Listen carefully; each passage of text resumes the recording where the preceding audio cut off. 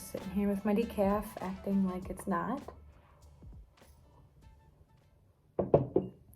Got 3 weeks left of my pregnancy. Feeling lots of emotions, very excited, mainly excited. But I also feel anxious, feel afraid of the unexpected. It's been such a quick journey. Pregnancy has felt very quick. Like back in February, I felt like I had so much time to prepare and that I would feel ready. By this point, I felt like I would have had read all the books and gotten all the best advice, but now I'm 3 weeks away and I don't really feel very prepared. But I don't think that you really can be prepared for something that you've never done before. One thing that's been a little bit challenging in the pregnancy, it tests your marriage a lot. And I think that one thing I didn't expect was that it would be tough on our marriage so quickly. I thought that the challenges would come more so when the baby was here. But we've definitely felt very challenged since probably since the day we found out. What we need from each other is our biggest weakness right now. I think that for me, I know that something that I'm struggling with right now a lot is anxiety and fear and hormones, truly. Because of those things, I've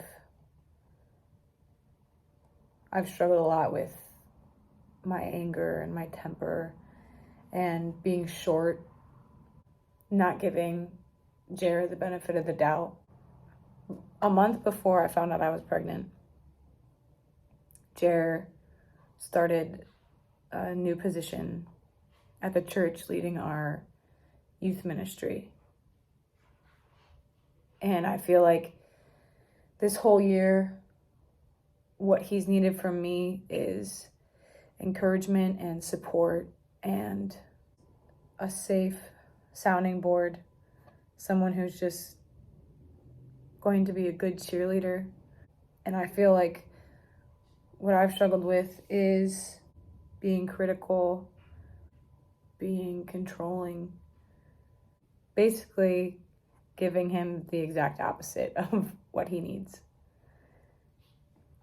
And so I think that our marriage has been a battle I didn't know I would have to face so quickly into pregnancy and parenthood.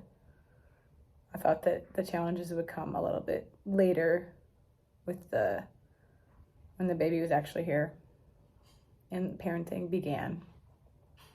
And I think he would say the same. I think that what I've needed the most has been maybe what he's struggled with the most.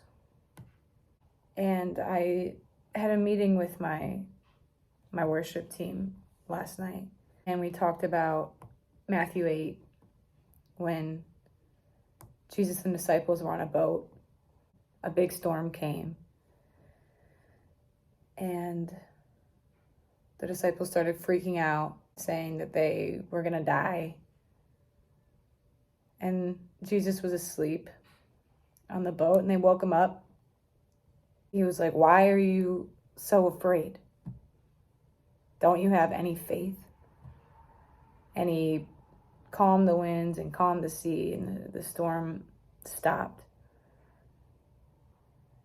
And I think a lot of us are familiar with that story, but it reminds me of this idea that Sarah and Doc talked about a few weeks ago of emotional grit.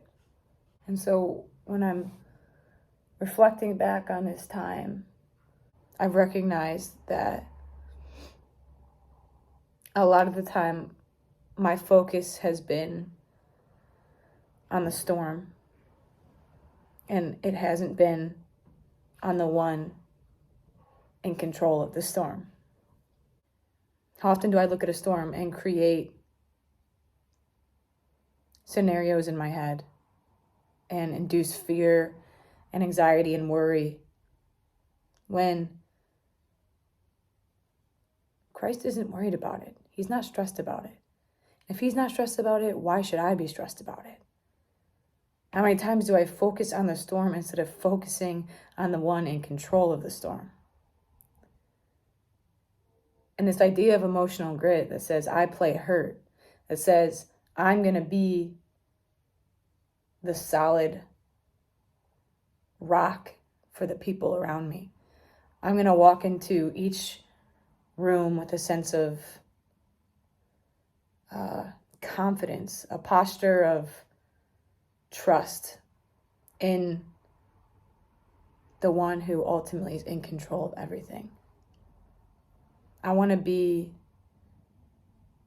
have emotional grit for my people in my ministry. I want to have emotional grit for my husband, for my daughter. I want to have emotional grit for my family and for my friends and for my coworkers. And I want to be able to walk into a room with such poise and such confidence in the Lord that I truly believe there is nothing too hard for God. And I know he is in control. I don't want to be rattled by the things that life throws at me. I want to be strong and steady and sturdy and a solid rock, a safe spot to go for people. And I recognize that these past 8 months have been tricky, and there's been a lot of storms and scary things that have happened, and really cool, amazing, beautiful things as well. I've gotten to do ministry in the kind of way that is the most rewarding ministry I've ever done in my life. I've been working with our student interns for the past year and watching them grow, watching them say yes to God, watching them just follow the will that he has placed in their life so faithfully and with such joy and eagerness. It inspires my heart. And I feel so grateful that I get to be a part of their lives and watch God do all the things he's doing in their life. And I've gotten to experience ministry in the most fulfilling, rewarding ways I have ever felt in the 10 years that I've been doing it. But I've also had scary things happen, and the beginning of my pregnancy was rocky, and there were days where we weren't sure if we weren't sure if the baby was going to make it, and there were days where we were just in a tough spot in our marriage, and we were fighting, and we were not nice to each other. And looking back, the one thing I wish I would have been better at is having emotional grit. I wish that I could have been a better rock And so moving forward, I am going to be intentional about how I take care of my inward self so that my external relationships are solid and strong. I want to be the type of person that leads well in every room I walk into. And that starts with having such a deep confidence and trust in the Lord and His will and His path for my life and the lives of the people around me. I want people to trust me, feel safe with me. And so I have to be intentional. And I have to do that work. And as we're in our series of soul care,